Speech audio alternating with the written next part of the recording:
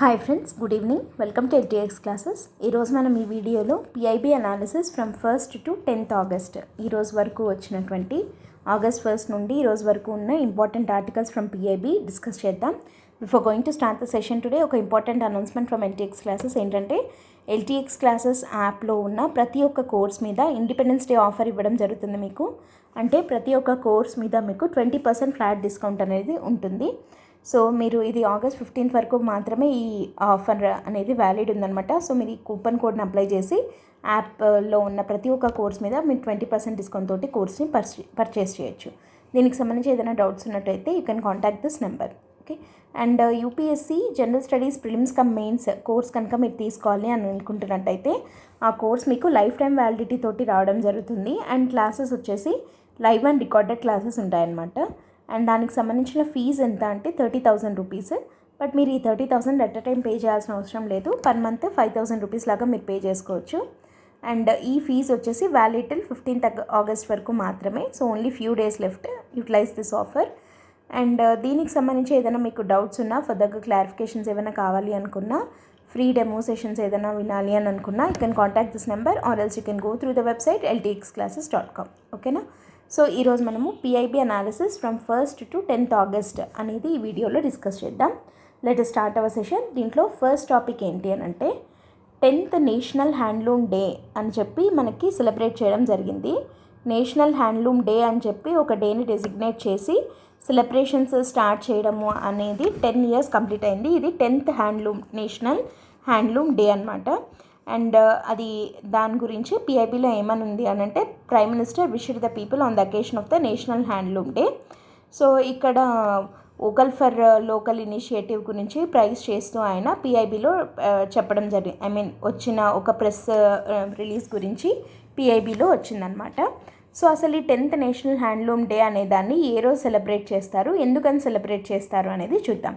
10th national handloom day was celebrated on 7th August 2024. August 7వ తేదీ 2024న national handloom డేగా celebrate చేయడం జరుగుతుంది. సిన్స్ 2015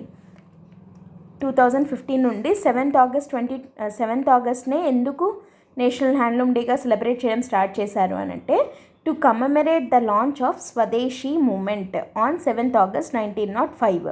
మనకందరికీ తెలిసిందే, పార్టీషన్ ఆఫ్ బెంగాల్ అని చెప్పి lord Curzon partition of Bengal చేసిన తర్వాత దానికి మనం రిప్లై లాగా opposing the partition of Bengal we started a movement called Vande Mataram moment.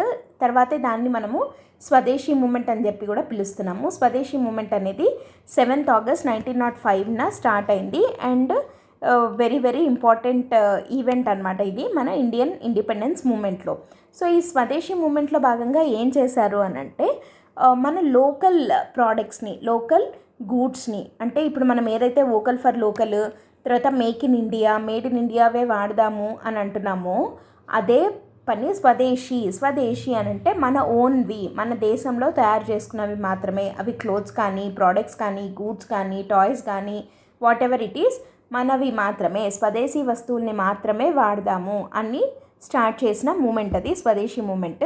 So ఆ మూమెంట్ యొక్క లాంచ్ డేట్ని కమెమరేట్ చేస్తూ 7th ఆగస్ట్న ఎవ్రీ ఇయర్ నేషనల్ హ్యాండ్లూమ్ డేగా సెలబ్రేట్ చేసుకుందాము అనే పద్ధతి 2015 నుండి మొదలైంది.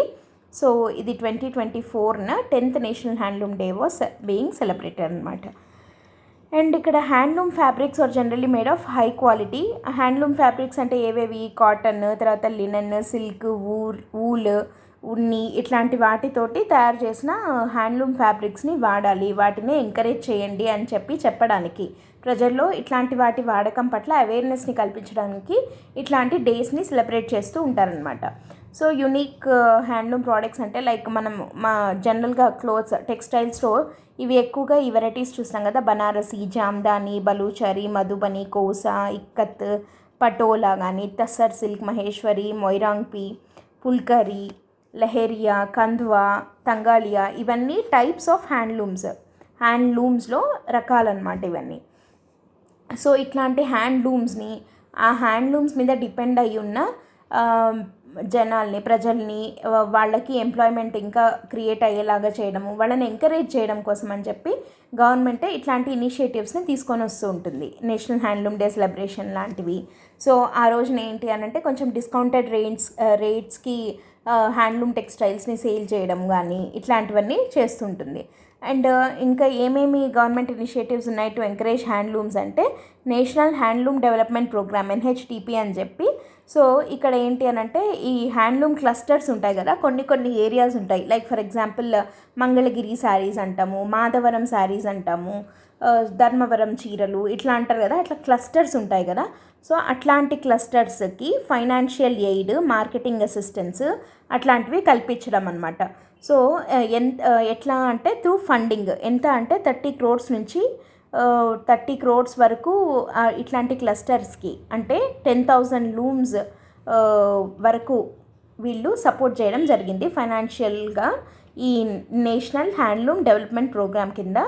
సో దాని ద్వారా హ్యాండ్లూమ్స్ని ఎంకరేజ్ చేయడం అనమాట. ఓకే, సో నెక్స్ట్ వచ్చేసి మార్కెట్ యాక్సెస్ ఇనిషియేటివ్, MAI అని చెప్తారు. మార్కెట్ యాక్సెస్ ఇనిషియేటివ్ ద్వారా ఏమవుతుంది అంటే వీళ్ళు ఎక్స్పోర్ట్ ప్రమోషన్ మీద కాన్సన్ట్రేట్ చేస్తారనమాట. అంటే ఇంటర్నేషనల్ మార్కెట్స్, అక్కడ ఇంటర్నేషనల్ మార్కెట్స్లో మన హ్యాండ్లూమ్స్కి చాలా డిమాండ్ ఉంటుంది. సో దాని గురించి రీసెర్చ్ చేయడము, ఇంటర్నేషనల్ మార్కెటింగ్ అంటే మన హ్యాండ్లూమ్స్కి ఇంటర్నేషనల్ మార్కెట్స్లోకి మనం ఎలా వెళ్ళాలి అని చెప్పి దానికి సంబంధించిన అవేర్నెస్ ప్రోగ్రామ్ కానివ్వండి, చిన్న ఇండస్ట్రీస్కి కూడా ఎక్స్పోర్ట్స్ ఫ్రెండ్లీగా ఉండేలాగా మార్చడానికి ఇట్లాంటివంతా చేయడం జరుగుతుంది under market access initiative programme కింద. అండ్ ఇది 2026 వరకు ఇనిషియేటివ్ అనేది ఎఫెక్టివ్గా ఉంటుంది. అండ్ నెక్స్ట్ వచ్చేసి RMSS అంటాము, అంటే రా మెటీరియల్ సప్లై స్కీమ్. అంటే వీళ్ళకి ఏదైతే రా మెటీరియల్ కావాలో, ఈ హ్యాండ్లూమ్స్ వాళ్ళకి ఏం రా మెటీరియల్ కావాలి, కాటన్, యార్న్ ఇట్లాంటివి ఉంటాయి కదా, తర్వాత అద్దకం డైయింగ్ ఉంటుంది కదా, అట్లాంటి డైయింగ్కి సంబంధించిన ఎక్విప్మెంట్స్ కానీ, డైయింగ్ ఫెసిలిటీస్, తర్వాత ఫ్రైట్ రీఎంబర్స్మెంట్ అంటే ట్రాన్స్పోర్ట్ ఛార్జీలకు అయ్యే ఖర్చుల్ని రీఎంబర్స్ చేయడము, తర్వాత ప్రైస్ సబ్సిడీస్ ఇవ్వడము హ్యాండ్లూమ్ వీవర్స్కి. సో ఇట్లాంటివంతా ఈ రా మెటీరియల్ సప్లై స్కీమ్ కింద హెల్ప్ చేస్తూ ఉంటారు. And it is effective until 2025-26. జనరల్గా ఇట్లాంటివి ఎక్స్టెండ్ అవుతూ వెళ్తాయి అన్నమాట. నెక్స్ట్ వచ్చేసి HPEC అంటే హ్యాండ్లూమ్ ఎక్స్పోర్ట్ ప్రమోషన్ కౌన్సిల్ అని చెప్పి, స్పెసిఫిక్గా ఇది హ్యాండ్లూమ్స్ కోసమే. ఇది ఒక నాట్ ఫర్ ప్రాఫిట్ ఏజెన్సీ అనమాట, మినిస్ట్రీ ఆఫ్ టెక్స్టైల్స్ కిందకి వెళ్తుంది. ఇది దేనికోసము, ఎక్స్పోర్ట్ ప్రమోషన్ అంటాం కదా. సో ఓన్లీ అంటే ఫ్యాబ్రిక్స్ అంటే ఓన్లీ మనం వేసుకునే బట్టలు అనే కాకుండా హోమ్ ఫర్నిషింగ్స్ ఉంటాయి చూడండి, ఇట్లా కర్టన్స్ కానీ, కార్పెట్స్ కానీ ఇట్లాంటివి. సో ఇట్లాంటి హోమ్ ఫర్నిషింగ్స్ అన్నిటినీ ఎక్స్పోర్ట్స్లో ప్రమోట్ చేయడం కోసం అని చెప్పి స్పెసిఫిక్గా దీని ఒక్కదాని కోసమే పెట్టిండేది HPEC అంటే హ్యాండ్లూమ్ ఎక్స్పోర్ట్ ప్రమోషన్ కౌన్సిల్ అనమాట. ఓకే, సో ఇవి గవర్నమెంట్ తీసుకుంటున్నటువంటి initiatives in case for promotion of the handlooms అనమాట. సో ఇది handloom day, national handloom day అని చెప్పి ఇక్కడ జస్ట్ గుర్తుపెట్టుకోవాల్సిన ఒక పాయింట్, 7th Augustన సెలబ్రేట్ చేసుకుంటాము. వై ఓన్లీ 7th August అంటే because it was the launch date of Swadeshi movement in 1905లో దీన్ని మనం లాంచ్ చేయడం జరిగింది. Okay, so let us move on to the second article. Second వచ్చేసి నందిని సహకార్ యోజన అని చెప్పి ఒక స్కీమ్ ఉంది, దాని గురించి PIBలో వచ్చింది. సో మనం డిస్కస్ చేద్దాం దాని గురించి. ఇక్కడ నందిని సహకార్ యోజన పేర్లోనే ఉంది కదా, సహకార్ అని చెప్పి, అంటే ఇది it's a kind of cooperative related scheme అనమాట. సో ఇది దేనికోసము అని అంటే నందిని సహకార్ యోజన అనేది ఉమెన్ కోఆపరేటివ్స్ని అసిస్ట్ చేయడం కోసం అని చెప్పి స్టార్ట్ చేసినటువంటి ఒక స్కీమ్ ఇది నందిని సహకార్ యోజన అనేది. అంటే ఇది national cooperative development corporation NCDC కింద పనిచేస్తుంది ఇది. సో ఇదేంటి అని అంటే ఉమెన్ కోఆపరేటివ్ సెక్టర్, ఉమెన్ కోఆపరేటివ్స్లో ఉన్న ఉమెన్ ఆర్గనైజేషన్స్కి ఇది ఏం చేస్తుందంటే ఫైనాన్షియల్ అసిస్టెంట్ ఇవ్వడము, తర్వాత ప్రాజెక్ట్ ఫార్ములేషన్ అంటే ఏదైనా ఒక కొత్త స్టార్టప్ కానీ అట్లాంటిది ఏదైనా చేయాలి అని అనుకుంటే వాళ్ళకి సపోర్ట్ ఇవ్వడము, తర్వాత హ్యాండ్ హోల్డ్ చేస్తూ వాళ్ళల్లో కెపాసిటీ డెవలప్మెంట్ అంటే ఏదైనా స్కిల్ డెవలప్మెంట్ లాంటిది అవసరమైనప్పుడు చేయడము, ఇట్లాంటివంతా ఈ నందిని సహకార్ యోజన కింద జరుగుతూ ఉంటుంది.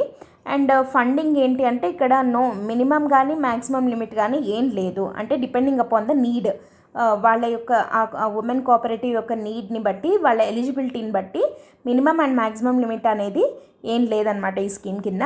అండ్ దీంట్లో వీళ్ళు తీసుకున్న టర్మ్ లోన్స్ ఉంటాయి కదా, ఒకవేళ వాళ్ళవి కనుక ఒక కొత్త న్యూ అండ్ ఇన్నోవేటివ్ యాక్టివిటీస్ కనుక చేస్తూ దానికోసం అని చెప్పి వాళ్ళు టర్మ్ లోన్ తీసుకుంటే దాని మీద 2% ఇంట్రెస్ట్ సబ్వెన్షన్ ఉంటుంది. అంటే ఇంట్రెస్ట్ వాళ్ళు కట్టే వడ్డీ సబ్వెన్షన్ అనేది చేస్తారనమాట. అంటే కట్టాల్సిన అవసరం లేకుండా 2% ఇంట్రెస్ట్ సబ్వెన్షన్ ఉంటుందన్నమాట న్యూ అండ్ ఇన్నోవేటివ్ యాక్టివిటీస్ మీద. అదర్ యాక్టివిటీస్ మీద అయితే 1% ఇంట్రెస్ట్ సబ్వెన్షన్ అనేది ఇస్తారు ఈ నందిని సహకార యోజన కింద ఉమెన్ కోఆపరేటివ్స్కి. అండ్ దీనికి ఎలిజిబిలిటీ ఏంటి అని అంటే ఏ కోఆపరేటివ్ సొసైటీ అయినా విత్ 3 months ఇన్ ఆపరేషన్, 3 నెలల నుంచి ఇది ఆపరేషన్లో కనుక ఉన్న ఉమెన్ కోఆపరేటివ్ సొసైటీ అయితే it is eligible to apply for assistance. So తర్వాత ఉమెన్ కోఆపరేటివ్స్ అంటే ఏంటి అని అంటే they are registered as women cooperatives. దేని కింద రిజిస్టర్ చేసుకొని ఉండాలి? Under any state or central act or those cooperatives with minimum 50% women as primary members. ఇప్పుడు ఉమెన్ కోఆపరేటివ్స్ అని ఎప్పుడు అంటాము అంటే ఉమెన్ కోఆపరేటివ్గా ఒక లైక్ సెంట్రల్ యాక్ట్ కింద కానీ స్టేట్ యాక్ట్ కింద కానీ అవి రిజిస్టర్ అయి ఉండాలి, లేదా అట్లీస్ట్ 50% ప్రైమరీ మెంబర్స్ ఉమెన్ అన్న అయ్యి ఉంటే ఆ కోఆపరేటివ్ని ఉమెన్ కోఆపరేటివ్ కింద ఎలిజిబుల్ అవుతుందన్నమాట. అట్లా 3 months ఆపరేషన్లో ఉన్న ఉమెన్ కోఆపరేటివ్స్ అన్నీ ఈ నందిని సహకార యోజన కింద ఫైనాన్షియల్ అసిస్టెన్స్ పొందడానికి ఎలిజిబుల్ అవుతాయి.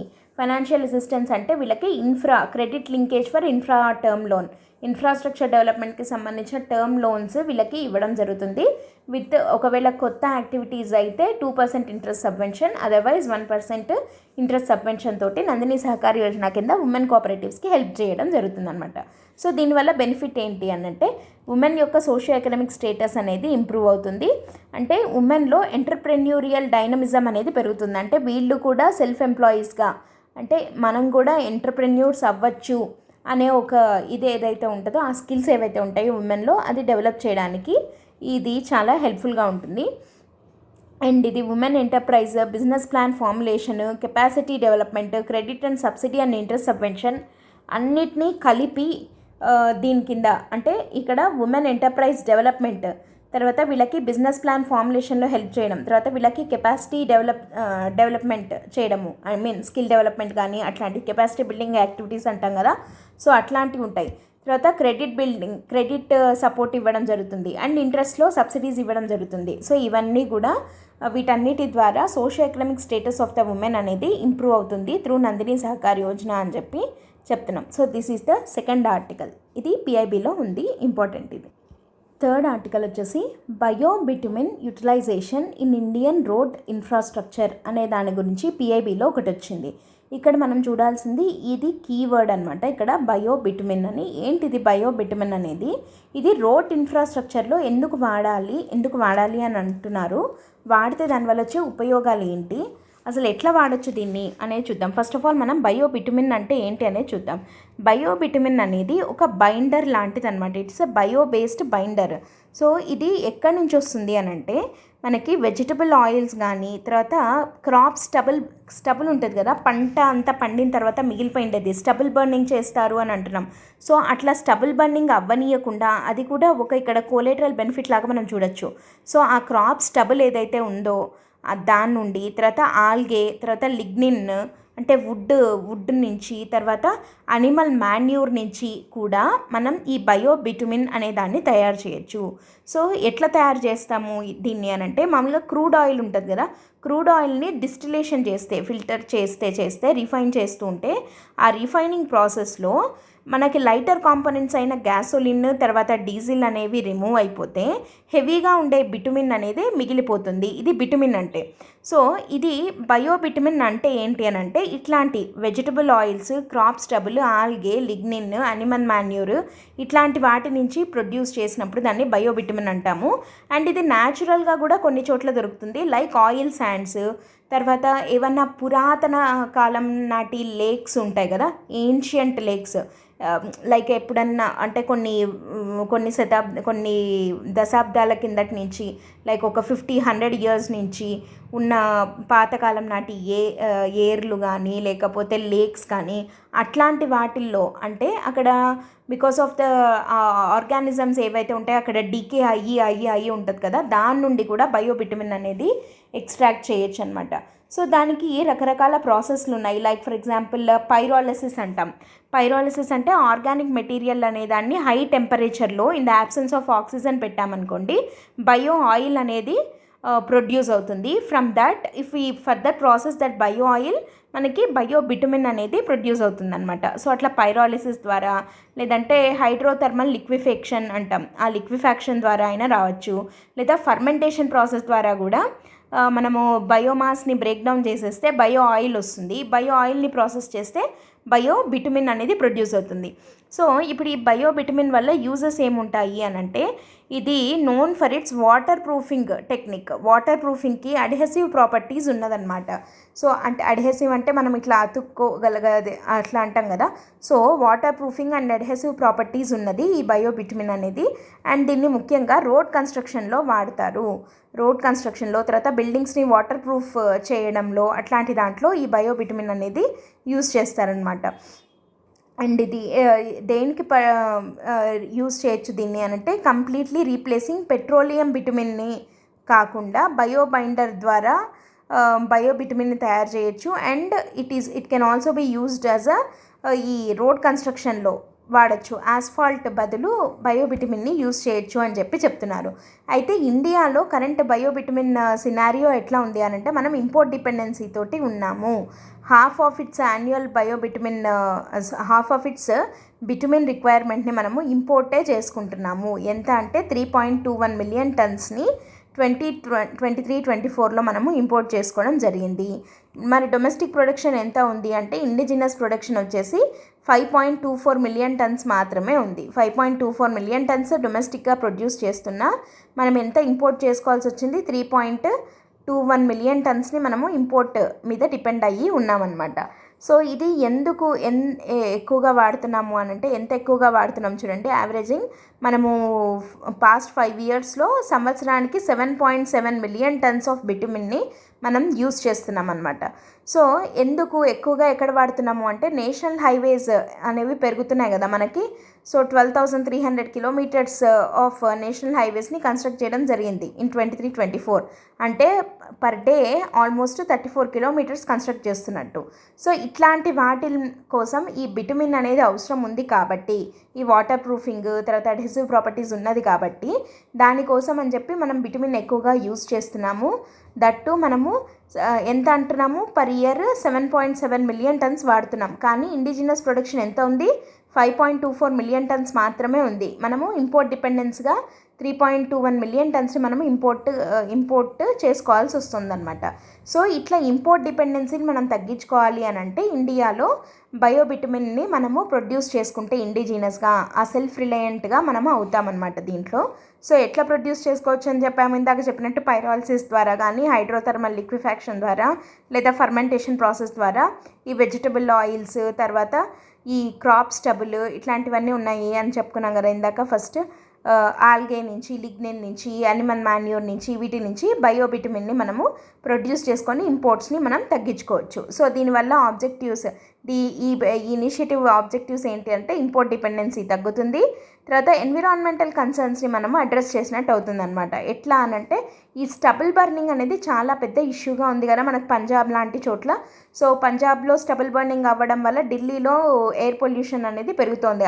అది అంతా ఆ పొల్యూషన్, ఆ మంట అంతా ఇట్లా స్ప్రెడ్ అవ్వడం వల్ల, ఆ పొల్యూషన్ అంతా ఢిల్లీకి వచ్చి ఢిల్లీలో విపరీతంగా ఎయిర్ పొల్యూషన్ పెరిగిపోతుంది. సో కాబట్టి ఆ బయోమాస్ అండ్ అగ్రికల్చర్ వేస్ట్ అయితే ఉందో దాన్ని దీనికి ఫీడింగ్ కింద ఇస్తే, దాని ద్వారా మనము బయోబిటమిన్ని మనం ప్రొడ్యూస్ చేయొచ్చు. సో 2 బెనిఫిట్లు అయినట్టు అవుతుంది. ఒకటి బయోబిటమిన్ ప్రొడక్షన్, ఇంకోటి క్రాప్ స్టబుల్ బర్నింగ్ ఇష్యూని కూడా అడ్రస్ చేసినట్టు అవుతుంది. అండ్ సస్టైనబుల్ ప్రాక్టీస్ని మనము ప్రమోట్ చేసినట్టు అవుతుంది. ఎందుకంటే రోడ్ కన్స్ట్రక్షన్ వాటిల్లో కానీ అట్లాంటి వాటిల్లో మనము ఇట్లాంటి వాటిని వాడడం ద్వారా సస్టైనబుల్ టెక్నాలజీని యూజ్ చేసినట్టు అవుతుంది కదా. సో ఎన్విరాన్మెంటల్ స్టాండర్డ్ని మనము డెవలప్ చేసినట్టు అవుతుంది. అండ్ దీని మీద టెక్నాలజికల్ స్టడీ చేయడం కోసం అని చెప్పి ఒక పైలట్ ప్రాజెక్ట్ కింద సెంట్రల్ రోడ్ రీసెర్చ్ ఇన్స్టిట్యూట్ వాళ్ళు ఇండియన్ ఇన్స్టిట్యూట్ ఆఫ్ పెట్రోలియంతో కలిసి 1 కిలోమీటర్ రోడ్ స్ట్రెచ్ని బయోబిటమిన్ని యూజ్ చేసి కన్స్ట్రక్ట్ చేస్తున్నారు. ఇది పైలట్ ప్రాజెక్ట్ కింద జరుగుతుందన్నమాట. సో మనము లాస్ట్ పిఐబి చెప్పుకున్నప్పుడు కూడా స్టీల్ స్లాగ్ రోడ్ అని చెప్పుకున్నాం. ఈ రోడ్ కన్స్ట్రక్షన్కి సంబంధించి ఒక టెక్నాలజికల్ ఇన్నోవేషన్ అని చెప్పి.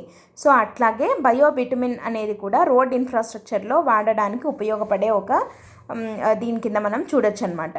సో మనకి ఎట్లా వస్తాయి వీటి మీద క్వశ్చన్స్ అంటే, biobitumen which was recently found in news was used in which of the following అని చెప్పి అడగచ్చు. ఆప్షన్స్ లాగా ఇచ్చి అడగచ్చు అనమాట. సో రోడ్ ఇన్ఫ్రాస్ట్రక్చర్లో, తర్వాత క్రాప్ స్టబుల్ బర్నింగ్ అనే ఒక ఇష్యూని అడ్రస్ చేయడానికి రెండిటికి ఇది ఉపయోగపడుతుంది అని చెప్పచ్చు. Okay, this is the third article. Let us move on to the fourth one. Fourth article వచ్చేసి ప్రధానమంత్రి అనుసూచిత్ జాతి అభ్యుదయ్ యోజన. ఓకే, అనుసూచిత్ జాతి అభ్యుదయ్ యోజన, దీన్నే పిఎం అజయ్ అని కూడా అంటాము. ఈ పిఎం అజయ్ స్కీమ్ అనేది దేనికోసము, ఏ మినిస్ట్రీ కిందికి వెళ్తుంది? Ministry of social justice and empowerment కిందికి వెళ్తుంది పిఎం అజయ్ స్కీమ్ అనేది. ఇది ఒక కాంప్రహెన్సివ్ స్కీమ్ అనమాట. కాంప్రహెన్సివ్ స్కీమ్ అంటే ఇది 3 సెంట్రల్లీ స్పాన్సర్డ్ స్కీమ్స్ని కలిపి, ఆ మూడింటిని కలుపుకొని ఒకటే స్కీమ్ కిందకి తీసుకొని, ఒక అంబ్రెల్లా స్కీమ్ లాగా అనుకోవచ్చు. ఏంటా 3 సెంట్రల్లీ స్పాన్సర్డ్ స్కీమ్స్ అని అంటే, ప్రధాన్ మంత్రి ఆదర్శ్ గ్రామ్ యోజన పిఎంఏజీవై, ఇంకోటి వచ్చేసి special central assistance to SC sub plan, scheduled caste sub plan ఉంటుంది కదా, సో దాన్ని. తర్వాత బాబు జగ్జీవన్ రామ్ ఛత్రావాస్ యోజన బీజేఆర్సీవై. సో ఈ మూడింటిని, Pradhan Mantri Adarsh Gram Yojana, SC sub plan, తర్వాత జగ్జీవన్ రామ్ ఛత్రావాస్ యోజన, మూడింటిని కలిపి ప్రధాన్ మంత్రి అనుసూచిత్ జాతి అభ్యుదయ్ యోజన పిఎం అజయ్ అనే ఒక కాంప్రహెన్సివ్ స్కీమ్గా దీన్ని ministry of social justice and empowerment తీసుకొని రావడం జరిగింది. యాక్చువల్లీ ఇది కొత్తనేం కాదు. It was launched in fiscal year 2021-22. 2021-22లోనే ఈ ఇనిషియేటివ్ స్టార్ట్ చేయడం జరిగింది. దేనికోసము, ఇది ఎవరిని ఉద్దేశించి తీసుకొని వచ్చిన స్కీము అని అంటే, మెయిన్ బెనిఫిషరీస్ ఎవరు దీంట్లో అంటే, to uplift scheduled caste communities. ఇక్కడ ఇందాక చెప్పాం కదా, ఎస్సీ సబ్ ప్లాన్ని కూడా కలిపారు అని అంటే, షెడ్యూల్డ్ క్యాస్ట్ కమ్యూనిటీస్ని అప్లిఫ్ట్ చేయడం కోసము, వాళ్ళలో ఎంప్లాయ్మెంట్ ఆపర్చునిటీస్ని క్రియేట్ చేయడం కోసము తీసుకొని వచ్చినటువంటి స్కీమ్ అనమాట. సో ఎంప్లాయ్మెంట్ ఆపర్చునిటీస్ ఎట్లా క్రియేట్ అవుతాయి, వాళ్ళలో స్కిల్ డెవలప్మెంట్ తేవడం ద్వారా, తర్వాత ఇన్కమ్ జనరేటింగ్ స్కీమ్స్ని కొన్నిటిని దీని కిందికి తీసుకొని రావడం జరిగింది పిఎం అజయ్ స్కీమ్ కింద. సో దీని కీ హైలైట్స్ ఏంటి అని అంటే, ఎస్సీ కమ్యూనిటీస్లో పావర్టీని రెడ్యూస్ చేయడము, ఇట్లా by creating employment opportunities through skill development ఇందాక చెప్పుకున్నట్టే. అండ్ తర్వాత వాళ్ళల్లో లిటరసీ రేట్ని పెంచేలాగా చూడడము. అండ్ లిటరసీ రేట్ ఎట్లా పెరుగుతుంది, స్కూల్లో ఎన్రోల్మెంట్స్ పెరిగినప్పుడు. సో ఎంకరేజ్ ఎన్రోల్మెంట్ ఆఫ్ ఎస్సీస్ in schools and higher education institutions. So వీళ్ళు స్కూళ్ళల్లో చేరడానికి వీళ్ళకు ఏమన్నా ఇన్సెంటివ్స్ ఇవ్వాల్సి వస్తుంది కదా, అంటే ఎంకరేజింగ్గా ఉండడం కోసం. సో వాళ్ళకి అడిక్వేట్ రెసిడెన్షియల్ ఫెసిలిటీస్ని కల్పించడము. అండ్ అది ఎక్కడెక్కడ ప్రతి ఒక్క ఎస్సీ క్యాండిడేట్కి అంటే కొన్ని ఆస్పిరేషనల్ డిస్ట్రిక్ట్స్ని సెలెక్ట్ చేసుకోవడం జరిగింది, లేదా కొన్ని ఏరియాస్ వేర్ ఎస్సీ మెజారిటీగా ఉంటారో, షెడ్యూల్డ్ క్యాస్ట్ వాళ్ళు మెజారిటీగా ఉన్న బ్లాక్స్ ఏవైతే ఉంటాయో అక్కడ ఈ రెసిడెన్షియల్ ఫెసిలిటీస్ని కల్పించడం ద్వారా షెడ్యూల్డ్ క్యాస్ట్లో ఉన్న చిల్డ్రన్ని స్కూల్స్ ఇంకా హైయర్ ఎడ్యుకేషన్ ఇన్స్టిట్యూషన్స్లో ఎన్రోల్మెంట్ రేట్ పెరిగే విధంగా చేయడం ఒకటి. రెండోది ఏంటి, స్కిల్ డెవలప్మెంట్ చేయడం ద్వారా అడిషనల్ ఎంప్లాయ్మెంట్ ఆపర్చునిటీస్ని కల్పించడము అనేది రెండోది. ఇది పిఎం అజయ్ స్కీమ్ కింద ఉన్న హైలైట్స్ కింద మనం చెప్పచ్చు. సో దీంట్లో కాంపోనెంట్స్ ఏమేమి ఉంటాయి అని అంటే, ఈ షెడ్యూల్డ్ క్యాస్ట్ డామినేషన్ ఉన్న విలేజెస్లో, అంటే వాళ్ళ పాపులేషన్ ఎక్కువ ఉన్న గ్రామాలు ఏవైతే ఉంటాయో వాటిని ఆదర్శ్ గ్రామ్ కింద డెవలప్ చేయడం. ఇక్కడ మనం ఏం చెప్పాము, ఈ స్కీమ్ని కలిపేశారన్నాం కదా, Pradhan Mantri Adarsh Gram Yojana. So scheduled caste dominated విలేజెస్ని ఆదర్శ్ గ్రామ్గా డెవలప్ చేయడము. అండ్ దిస్ కాంపోనెంట్, ఇది ఇంతకుముందు ఏమని పిలిచేవాళ్ళన్నాం, ఆదర్శ్ గ్రామ్ యోజన అని అన్నాం కదా. సో ఇది ఇప్పుడు పిఎం అజయ్ స్కీమ్ కిందకి చేరిపోయిందనమాట. అండ్ అక్కడ ఆ గ్రామాల్లో అడిక్వేట్ ఇన్ఫ్రాస్ట్రక్చర్ని కల్పించడం for socio economic development needs. తర్వాత ఆ socio economic indicators, like for example poverty rate కానీ, లిటరసీ రేటు, ఎంప్లాయ్మెంట్ రేటు, ఇవన్నీ కదా సోషియో ఎకనామిక్ ఇండికేటర్స్ అంటే. సో ఈ ఇండికేటర్స్లో ఇంప్రూవ్మెంట్ వచ్చే విధంగా వర్కౌట్ చేయడము. తర్వాత the monitorable indicators are distributed across 10 డొమైన్స్లో ఇవి డివైడ్ చేయడం జరిగింది. ఏంటి ఆ 10 డొమైన్స్ చూడండి. ఇందాక చెప్పుకున్నాం కదా మనం ఎడ్యుకేషన్, ఎంప్లాయ్మెంట్ అనే ఆ 10 డొమైన్స్ కింద వీళ్ళు డివైడ్ చేశారు ఈ ఇండికేటర్స్ని. ఏంటేంటవి అని అంటే drinking water and sanitation, education, health and nutrition, social security, rural roads, housing, తర్వాత electricity, clean fuel, agriculture practices, financial inclusion, digitisation, livelihood, skill development. So ఈ 10 డొమైన్స్లో ఉన్న ఇండికేటర్స్లో మానిటరబుల్ ఇండికేటర్స్ కదా ఇవి. సో వీటిల్లో ప్రోగ్రెస్ అనేది తీసుకొని రావాలి ఎక్కడ ఈ ఆదర్శ్ గ్రామాలలో. షెడ్యూల్డ్ క్యాస్ట్ డామినేషన్ ఉన్న గ్రామాలని ఆదర్శ్ గ్రామ్ కింద డెవలప్ చేయాలి. డెవలప్ చేయడం అంటే ఏంటి అంటే ఈ 10 డొమైన్స్లో కొన్ని ఇండికేటర్స్ ఉంటాయి, వాటిల్లో ప్రోగ్రెస్ అనేది తీసుకొని రావాలి. Thereby socio economic status of the scheduled caste develop అయ్యేలాగా చూడడం. తర్వాత SC and non SC population కింద అంటే వాళ్ళిద్దరికి మధ్య ఉన్న డిస్పారిటీ, ఆ దూరం ఏదైతే ఉందో, అంటే వీళ్ళని డిస్క్రిమినేట్ చేసి చూడకుండా ఆ దూరాన్ని తగ్గించేలాగా చేయడము. తర్వాత కనీసం షెడ్యూల్డ్ క్యాస్ట్లో ఉన్న అందరు చిల్డ్రన్ సెకండరీ లెవెల్ వరకన్నా చదువుకునే విధంగా ట్రై చేయడము. తర్వాత maternal and infant mortality of scheduled క్యాస్ట్లు తగ్గించడము, అక్కడున్న ఎంఎంఆర్ రేట్ కానీ తర్వాత ఐఎంఆర్ రేట్ కానీ తగ్గేలాగా ఎస్సీ పాపులేషన్లో చూసుకోవడము. తర్వాత మాల్ న్యూట్రిషన్ ఇట్లాంటి ఇష్యూస్, పర్టికులర్గా ఉమెన్ యొక్క న్యూట్రిషన్ ఇష్యూస్ లేకుండా ఉండేలాగా చూసుకోవడము. ఇవి ఈ పిఎం అజయ్ స్కీమ్ కింద దాని యొక్క కాంపోనెంట్స్ అనమాట. ఏమేం చేయాలి అంటే ఇవన్నీ చేయాలి. అంటే సోషియో ఎకనామిక్ ఇండికేటర్స్ డెవలప్ అయ్యేలాగా చూడడము. ఆ సోషియో ఎకనామిక్ ఇండికేటర్స్ అనేవి 10 డొమైన్స్లో ఉన్నాయి. సో ఆ 10 డొమైన్స్లో డెవలప్ చేయడము అండ్ వాళ్ళు ఉన్నటువంటి విలేజెస్ ఏవైతే ఉన్నాయో వాటిని ఆదర్శ్ గ్రామ్ కింద డెవలప్ చేయాల్సిన అవసరం ఉంది. అది దీని యొక్క ఆబ్జెక్టివ్స్, కాంపోనెంట్స్. అచీవ్మెంట్స్ ఏంటి అని అంటే ఈ under Adarsh gram component total మనకి 2023-24 ఫైనాన్షియల్ ఇయర్కి గాను 1834 విలేజెస్ని ఆదర్శ్ గ్రామ్ కింద డిక్లేర్ చేయడం జరిగింది. సో డిక్లేర్ చేసి ఇప్పుడు ఈ 1834 విలేజెస్ని టార్గెట్ చేసుకొని ఇక్కడ ఈ పిఎం అజయ్ స్కీమ్ని ఇంప్లిమెంట్ చేసి అక్కడ ఉన్నటువంటి ఆదర్శ్ గ్రామ్ అంటున్నాము అంటే 1834 విలేజెస్ కూడా షెడ్యూల్డ్ క్యాస్ట్ డామినేటెడ్ విలేజెస్ అనమాట.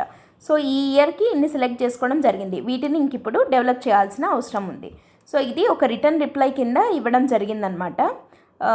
ప్రధాన్ మంత్రి అనుసూచిత్ జాతి అభ్యుదయ్ యోజన పిఎం అజయ్ స్కీమ్, దాంట్లో ఏం డెవలప్మెంట్స్ ఉన్నాయి అని అంటే ఇది చెప్పడం జరిగింది. సో ఇది న్యూస్లో ఉంది కాబట్టి మనం జస్ట్ దీని గురించి చెప్పుకోవడం జరిగిందనమాట. Okay, let us move on to the next article. Next very important article ఇది. 5th anniversary of the revocation of article 370. Article 370 రద్దు చేసి 5 years కంప్లీట్ అయింది. సో దాని గురించి పిఐబిలో వచ్చిందనమాట. సో ఒకసారి మనము దాని గురించి చూద్దాం. ఈ 5 yearsలో అసలు ఏం జరిగింది అనేది చూద్దాం. సో ఆర్టికల్ 370 ద్వారా ఏమవుతుంది, జమ్మూ అండ్ కాశ్మీర్కి స్పెషల్ స్టేటస్ అనేది వచ్చింది కదా. సో దాన్ని on 5th August 2019 government of India article 370ని రివోక్ చేయడం జరిగింది, అంటే రద్దు చేయడం జరిగింది. అసలు ఈ ఆర్టికల్ 370 అంటే ఏంటి, దాని ద్వారా ఏమైంది అంటే ఇండియన్ కాన్స్టిట్యూషన్లో ఆర్టికల్ 370 అనేది జమ్మూ అండ్ కాశ్మీర్కి ఒక స్పెషల్ స్టేటస్ని ఇవ్వడం జరిగింది.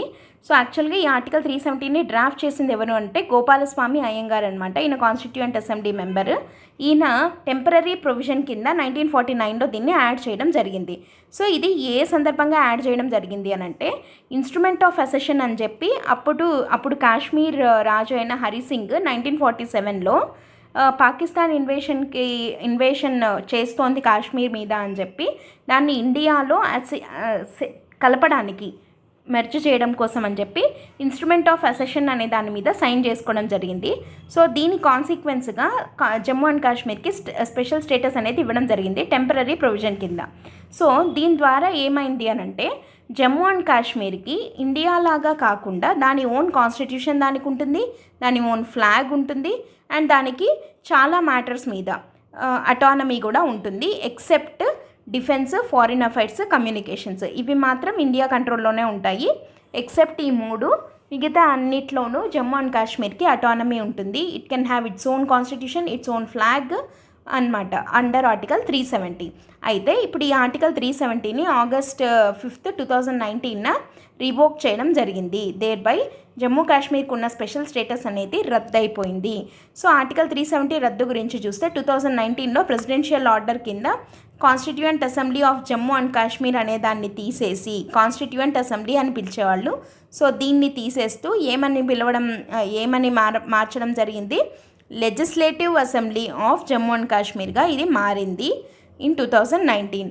తర్వాత ప్రెసిడెంట్ రూల్ తెచ్చారు. దాని ద్వారా ఆర్టికల్ 370ని రివోక్ చేసి జమ్మూ అండ్ కాశ్మీర్కి ఉన్న లెజిస్లేటివ్ అసెంబ్లీకి ఉన్న పవర్స్ అన్నీ పోవడం జరిగింది. తర్వాత on 5th and 6th August రెజల్యూషన్స్ని పాస్ చేశారు in both houses of the parliament revoking article 370. So దీని ద్వారా ఏంటి అనంటే Jammu and Kashmir reorganisation act కూడా పాస్ చేయడం జరిగింది ఇన్ 2019. సో దీంట్లో ఏంటి, జమ్మూ అండ్ కాశ్మీర్ని రీఆర్గనైజ్ చేస్తూ పార్లమెంట్ ఏం చేసింది, it bifurcated the state into 2 union టెరిటరీస్గా మార్చింది. ఒక స్టేట్ జమ్మూ అండ్ కాశ్మీర్ ఒక స్టేట్గా ఉన్నదాన్ని 2 యూనియన్ టెరిటరీస్గా, ఒకటి వచ్చేసి జమ్మూ అండ్ కాశ్మీర్ అని, ఇంకోటి వచ్చేసి లడాక్ అని. సో ఇట్లా 2 యూనియన్ టెరిటరీస్గా మార్చడం జరిగిందనమాట. సో ఇది ఆర్టికల్ 370 రద్దు. అయితే ఆర్టికల్ 370 రద్దు చేసిన దాని యొక్క ఇంపాక్ట్ ఎలా ఉంది, impact of abrogation of article 370 5 ఏళ్ళు కంప్లీట్ అయింది అని అన్నాం కదా, మరి దాని ఇంపాక్ట్ ఎలా ఉంది అని అంటే ఫస్ట్ ఇంపాక్ట్ వచ్చేసి యూనిఫామిటీ ఇన్ లాస్, చట్టాలలో యూనిఫామిటీ అనేది వచ్చిందనమాట. ఫర్ ఎగ్జాంపుల్ ఏంటి అని అంటే మనకి గవర్నమెంట్ దాదాపు 14 ల్యాండ్ లాస్ని అమెండ్ చేయడం జరిగింది in Jammu and Kashmir and 12 తీసేయడం జరిగింది. దేనికి అని అంటే ఇక్కడ జమ్మూ అండ్ కాశ్మీర్లో ఒకప్పుడు నాన్ పర్మనెంట్ రెసిడెంట్స్ ఎవరైతే ఉన్నారో వాళ్ళు ల్యాండ్ హోల్డర్స్గా అక్కడ ఉండడానికి పర్మిషన్ ఉండేది కాదు. సో అట్లాంటి లాస్ని రిపీల్ చేయడము అనేది జరిగింది విత్ దిస్. అండ్ దాంతోపాటు ఇంతకుముందు మనకి ఇండియన్ పీనల్ కోడ్ అని, అదే ఇప్పుడు మనకు మార్చిన తర్వాత భారతీయ న్యాయ సంహిత అని పెట్టారు కదా, సో ఇది జమ్మూ అండ్ కాశ్మీర్లో అప్లికబుల్గా ఉండేది కాదు. కానీ ఇప్పుడు ఆ యూనిఫామిటీ అనేది వచ్చేసింది. BNS is applicable in Jammu and Kashmir also now. ఆ యూనిఫామిటీ ఇన్ లాస్ అనేది ఏర్పడింది. తర్వాత డిక్లైన్ ఇన్ వైలెన్స్ తగ్గింది అని చెప్పి మనకు కొన్ని స్టాటిస్టిక్స్ ద్వారా తెలుస్తున్నాయి. ఫర్ ఎగ్జాంపుల్ టెర్రర్ ఇన్సిడెంట్స్ చూసినట్టయితే 2018 ఇయర్లో టెర్రర్ ఇన్సిడెంట్స్ అనేవి జమ్మూ అండ్ కాశ్మీర్లో అరౌండ్ 228 ఇన్సిడెంట్స్ జరిగితే 2024 వచ్చేసరికి 11 ఇన్సిడెంట్స్ మాత్రమే జరిగాయి. అండ్ ఎన్కౌంటర్స్ కానీ లేదంటే ఈ టెర్రరిస్టుల మీద జరిగిన ఆపరేషన్స్ కానీ ఇట్లాంటివి చూస్తే 2018లో అరౌండ్ 189 ఎన్కౌంటర్స్ జరిగితే 2024లో ఓన్లీ 24 ఎన్కౌంటర్స్ లేదా ఆపరేషన్స్ మాత్రమే జరిగాయి. అండ్ సెక్యూరిటీ ఫోర్సెస్ ఎంతమంది చనిపోయారు అనే విషయానికి చూసినట్టయినా కూడా 2018లో దాదాపు అప్రాక్సిమేట్లీ 90 to 91 మంది 2018లో ఇండియన్ సెక్యూరిటీ ఫోర్సెస్ చనిపోతే 2024లో ఓన్లీ 14 మెంబర్స్ మాత్రమే చనిపోయారు. సో వైలెన్స్ అనేది కొంతవరకు తగ్గింది మనకి జమ్మూ అండ్ కాశ్మీర్లో అని చెప్పి తెలుస్తోంది. ఈవెన్ సివిలియన్స్ ఎంతమంది చనిపోయారనే విషయానికి వచ్చినా దాదాపు 60 మంది దాకా 2018 ఆ టైంలో చనిపోతే 2024లో ఓన్లీ 14 మంది మాత్రమే చనిపోవడము. అండ్ తర్వాత ఎక్కువగా ఈ ప్రొటెస్ట్లు జరుగుతూ ఉంటాయి కదా జమ్మూ అండ్ కాశ్మీర్లో, హర్తాల్స్ అంటాం. సో ఆ హర్తాల్స్ అనేవి అసలు యాక్చువల్గా చెప్పాలంటే 2024లో 0 హర్తాల్స్, ఇంతవరకు ఒక హర్తాల్ కూడా ఒక ఇన్సిడెంట్ కూడా జరగలేదన్నమాట అప్ టు జూలై వరకు. సో మనకి Jammu and Kashmir union territory అనేది కొంతవరకు పీస్ వచ్చింది వెన్ కంపేర్డ్ టు ప్రీవియస్, అంటే 2018లో, అంటే ఈ రివోక్ చేయకముందు ఆర్టికల్ 370 ఉన్నప్పటికన్నా ఇప్పుడు సెక్యూరిటీ సిచ్యువేషన్ కొంత కంట్రోల్లోకి వచ్చింది అని చెప్పి మనం చెప్పచ్చు. అండ్ థర్డ్ వన్ వచ్చేసి ఎలక్టోరల్ పార్టిసిపేషన్ అంటున్నాం. ఎలక్టోరల్ పార్టిసిపేషన్ చాలా బాగుంది. ఎందుకంటే 2024 లోక్సభ ఎలక్షన్స్ జరిగాయి కదా, 35 years తర్వాత కాశ్మీర్ వ్యాలీలో మనకి ఓటర్ టర్నౌట్ అనేది చాలా హైయెస్ట్గా ఉండింది. 2019తో పోలిస్తే 2024లో వచ్చేసరికి 30% ఇంక్రీజ్ అనేది ఓటర్ టర్నౌట్ ఉన్నిందనమాట. సో 2024 పార్లమెంటరీ ఎలక్షన్స్ ఏవైతే ఉన్నాయో అవే యూనియన్ టెరిటరీలో అంటే జమ్మూ అండ్ కాశ్మీర్లో జరిగిన అతిపెద్ద ఫస్ట్ మేజర్ ఎలక్షన్ కింద చెప్పచ్చు ఆఫ్టర్ 370. అండ్ హయ్యెస్ట్ ఓటర్ టర్న్అవుట్ని మనము ఈ ఎలక్షన్స్లో చూడొచ్చు. సో ఎలక్టోరల్ పార్టిసిపేషన్ ఇది బాగుంటే డెమోక్రసీ ప్రివైల్ అయినట్టే కదా. సో అదే కదా మనకు మెయిన్, ఎలక్టోరల్ పార్టిసిపేషన్ కూడా చాలా బాగుంది. తర్వాత tourism in Jammu and Kashmir. Jammu and కాశ్మీర్లో టూరిజం చాలా బాగా పెరిగింది. ఇట్ అట్రాక్టెడ్ ఓవర్ 21 మిలియన్ టూరిస్టులు ఇన్ 2023. సో దానివల్ల ఏమవుతుంది, 21 మిలియన్ టూరిస్టులు వచ్చారు అని అంటే లోకల్ ఎకానమీకి మంచి బూస్ట్ అవుతుంది కదా. సో టూరిజం అనేది ఆర్టికల్ 370 రద్దు తర్వాత కొంచెం పీస్ఫుల్ కండిషన్స్ ఏర్పడ్డాయి కాబట్టి ఆబ్వియస్లీ టూరిజం అనేది ఇంక్రీజ్ అయిందనమాట. నెక్స్ట్ వచ్చేసి ట్రేడ్ అండ్ ఇన్వెస్ట్మెంట్లు. ఆర్టికల్ 370 రద్దు జరిగిన తర్వాత అంటే 2019 నుండి వేరియస్ సెక్టార్స్లో 2024 వరకు అరౌండ్ 5700 crores ఆఫ్ ఇన్వెస్ట్మెంట్స్ కాశ్మీర్కి వచ్చాయి. అంటే డిఫరెంట్ సెక్టార్స్లో లైక్ రకరకాల టూరిజం అనుకోండి, ఇంకేదన్నా అనుకోండి, రకరకాల వాటిల్లో ట్రేడ్ అండ్ ఇన్వెస్ట్మెంట్స్ ఎంత పెరిగాయి అని అంటే 5700 crores అమౌంట్ అనేది Jammu and Kashmir attracted around 5700 crores as investments across various sectors అనమాట after the abrogation of article 370. Okay. And తర్వాత ప్రైవేట్ ఇన్వెస్ట్మెంట్స్ ప్రపోజల్స్ కింద అరౌండ్ 66,000 crores వచ్చాయి అని చెప్పి కూడా మనకు కొన్ని రిపోర్ట్స్ ద్వారా తెలుస్తోంది. సో ట్రేడ్ అండ్ ఇన్వెస్ట్మెంట్స్ కూడా హెవీగా పెరిగాయి అన్నమాట. And next enhanced infrastructure.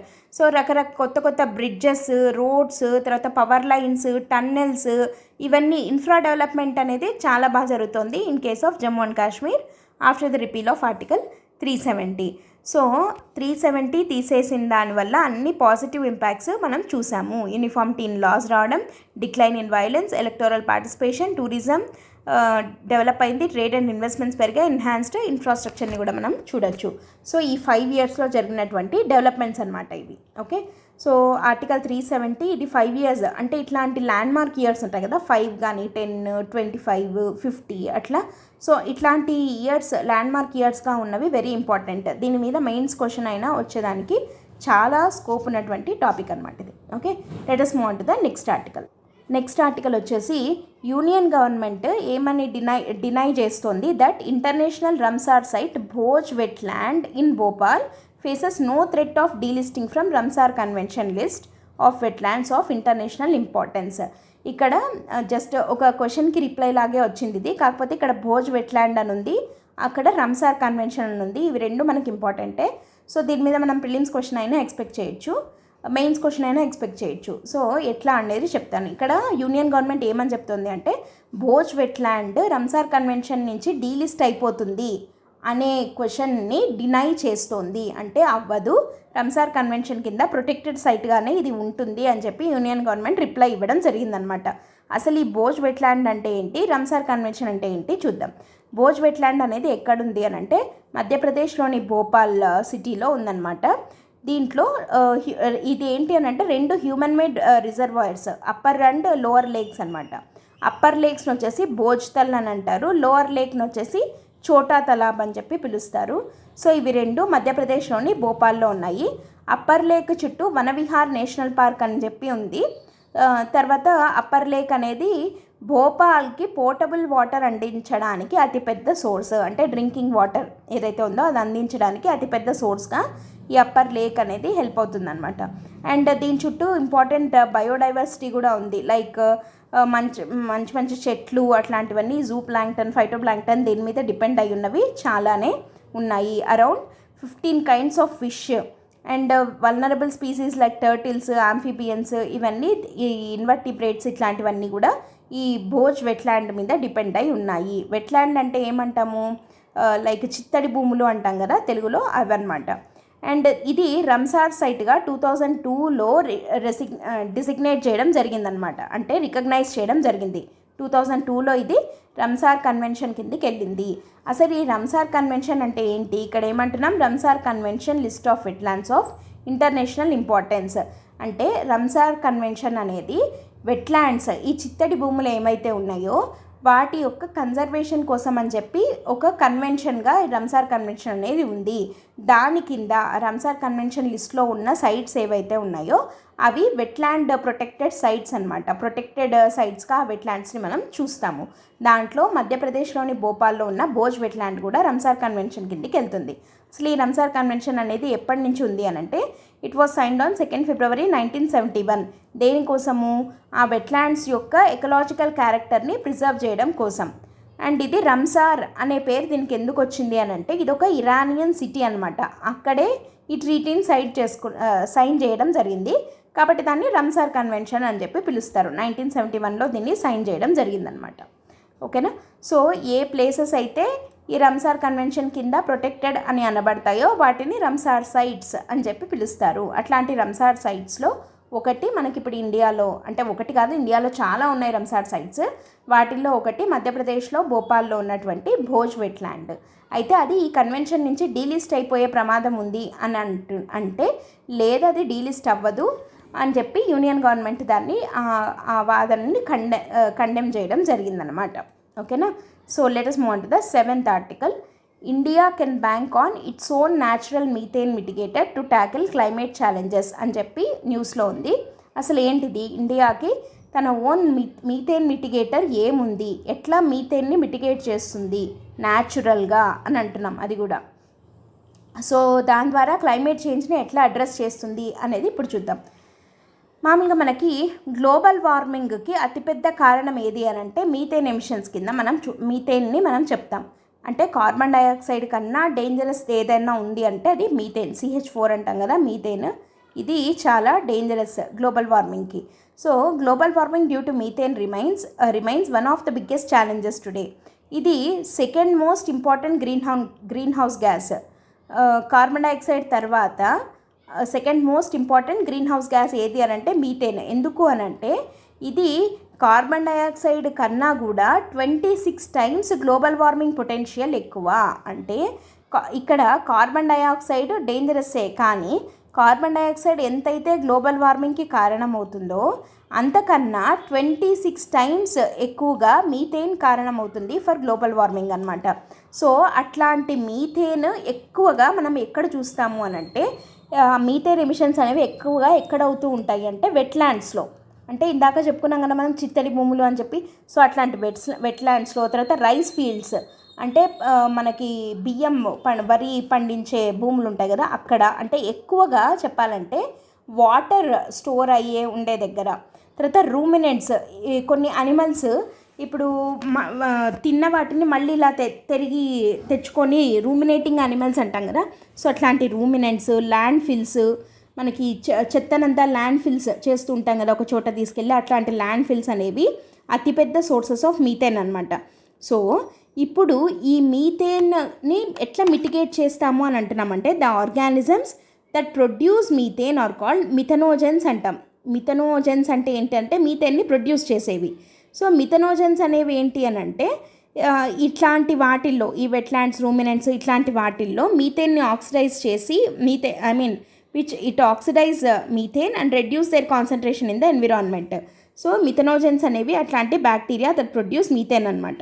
అయితే ఇప్పుడు రీసెర్చర్స్ ఈ మధ్యకాలంలో ఏమని కనుక్కున్నారు అని అంటే India's first cultures of indigenous methanotroph Methylocucumis oryzae from the rice fields and wetlands primarily in western India. Western ఇండియాలో ఉన్న రైస్ ఫీల్డ్స్లో ఇండిజినస్గా మిథనోట్రోఫ్ మిథైలోక్యుకుమిస్ ఓరైజే అనే దాన్ని కనుక్కున్నారు.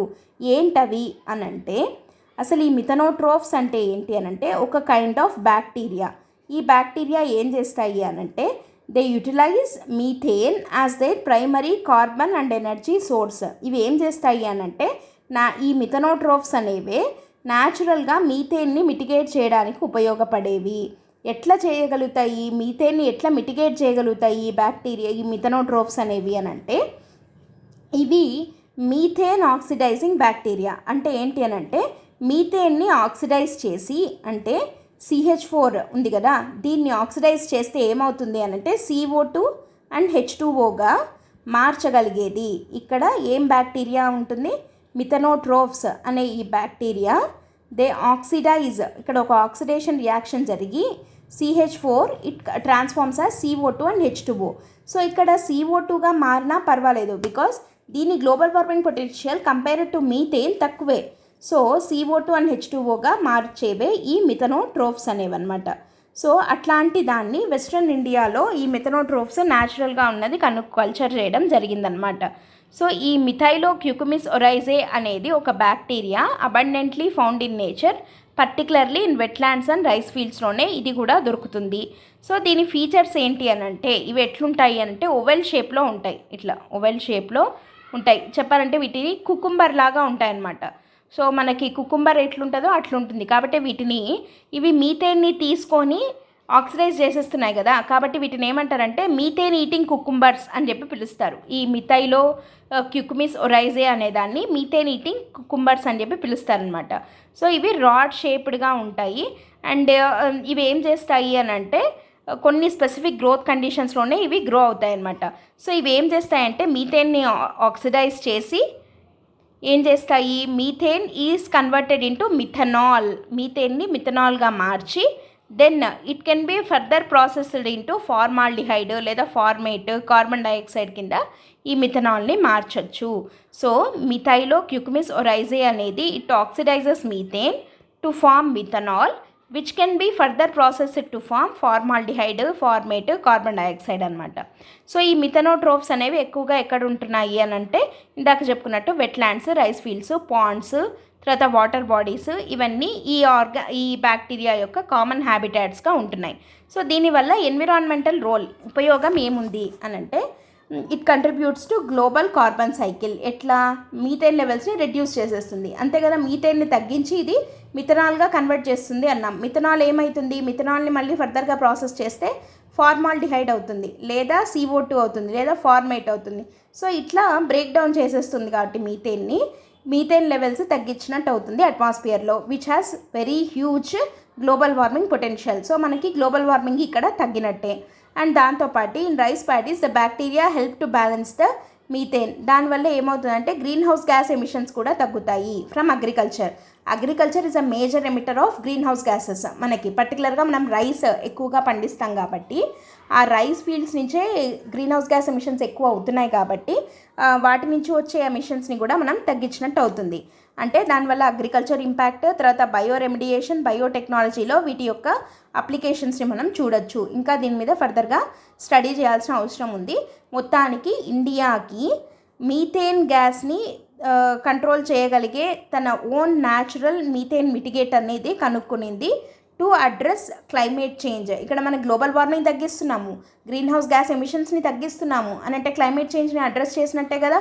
సో అది ఇక్కడ న్యూస్లో ఉందన్నమాట దీని గురించి. ఓకేనా, పర్టికులర్గా ఇది బయోటెక్నాలజీ కింద చాలా ఇంపార్టెంట్ ఇట్లాంటివి సైన్స్ అండ్ టెక్నాలజీ పార్ట్లో. Okay, let us move on to the next article వచ్చేసి క్విట్ ఇండియా మూమెంట్ జరిగిన డే సందర్భంగా మన ప్రైమ్ మినిస్టర్ నరేంద్ర మోడీ గారు ఎవరైతే క్విట్ ఇండియా మూమెంట్లో పార్టిసిపేట్ చేశారో వాళ్ళకి he paid homage to those people who participated in this movement అనమాట. దీన్ని వాటర్ షెడ్ మూమెంట్గా ఆయన డిస్క్రైబ్ చేయడం జరిగింది. అయితే ఇది ఆగస్ట్లో స్టార్ట్ అయింది కాబట్టి దీన్ని ఆగస్ట్ క్రాంతి మూమెంట్ అని కూడా పిలుస్తారు క్విట్ ఇండియా మూమెంట్ని. అండ్ ఇది వెరీ ఇంపార్టెంట్ మనకి ఇండిపెండెన్స్ మూమెంట్లో మనకు తెలిసిండేదే. సో ఇక్కడ మహాత్మా గాంధీ క్విట్ ఇండియా మూమెంట్లో ఈయన ఇచ్చిన స్లోగన్ ఏంటి, డూ ఆర్ డై అనే స్లోగన్ని ఇవ్వడం జరిగింది. సో అసలు ఈ క్విట్ ఇండియా మూమెంట్ ఎప్పుడు స్టార్ట్ అయింది అంటే 8th August 1942న స్టార్ట్ అయిందనమాట. So Mahatma Gandhi called to end the British rule, quit India అని చెప్పి ఆ రోజు ఆయన ఇచ్చిన కాల్ అనమాట. అదే మూమెంట్ పేరుతో పిలుస్తున్నాము. సో ఈ క్విట్ ఇండియా మూమెంట్ అనేది ఎప్పుడు డూ ఆర్ డై అనే స్లోగన్ ఇవ్వడం జరిగింది. అండ్ ఇక్కడ గోవాలియా ట్యాంక్ అని చెప్పి మనకి బాంబేలో ఉందన్నమాట, అక్కడ ఆయన ఇచ్చినటువంటి పిలుపు ఇది. ఓకేనా, అండ్ ఈ మూమెంట్ని బాగా లీడ్ చేసిన లేడీ ఎవరు అని అంటే Aruna Asaf Ali. She is also known as grand old lady of independence అంటాం. గ్రాండ్ ఓల్డ్ మ్యాన్ అని దాదాబాయి నౌరోజీని అంటాం, గ్రాండ్ ఓల్డ్ లేడీ అని చెప్పి అరుణ అసఫ్ అలీని పిలవడం జరుగుతుంది. ఈమె ఏం చేసింది అంటే ఈ గోవాలియా ట్యాంక్ మైదాన్ గ్రౌండ్ ఏదైతే ఉందో అక్కడ ముంబైలో క్విట్ ఇండియా మూమెంట్ జరుగుతున్నప్పుడు ఆమె ఫ్లాగ్ని హాయిస్ట్ చేయడం జరిగింది. సో అది వెరీ డేరింగ్ యాక్ట్ అనమాట అప్పుడు. సో అరుణ అసఫ్ అలీ చాలా important personality in quit India moment. And అప్పుడు ఇచ్చిన స్లోగనే క్విట్ ఇండియా అని చెప్పి. ఈ క్విట్ ఇండియా అనే స్లోగన్ని కాయిన్ చేసిండేది ఎవరు అంటే యూసఫ్ మెహ్రాలీ అనే అతను కాయిన్ చేయడం జరిగింది. అండ్ డూ ఆర్ డై అనేది వచ్చేసి గాంధీజీ చెప్పడం జరిగిందనమాట. Okay, and he also coin the same. ఈ యూసఫ్ మెహ్రాలీయే క్విట్ ఇండియాతో పాటు సైమన్ గో బ్యాక్, మనకి సైమన్ కమిషన్ వచ్చినప్పుడు సైమన్ గో బ్యాక్ అని చెప్పి మూమెంట్ చేశారు కదా. సో ఈ Simon go back movement, Simon go back అనే స్లోగన్ ఇచ్చింది కూడా యూసఫ్ మెహ్రాలియే. ఈయన 2 ఇంపార్టెంట్ స్లోగన్స్, క్విట్ ఇండియా ఒకటి, సైమన్ గో బ్యాక్ ఒకటి ఇవ్వడం జరిగిందనమాట.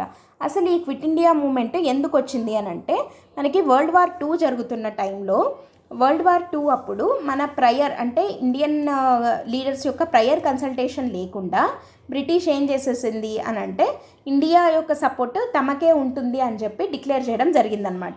సో కాబట్టి మన వాళ్ళు దాన్ని వ్యతిరేకించడం జరిగింది. We don't want to participate in world war 2, అది కూడా మా పర్మిషన్ లేకుండా మా సపోర్ట్ మీకే ఉంటుందని మీరు ఎట్లా చెప్తారు అని చెప్పి మన వాళ్ళు తిరగబడడం జరిగిందనమాట.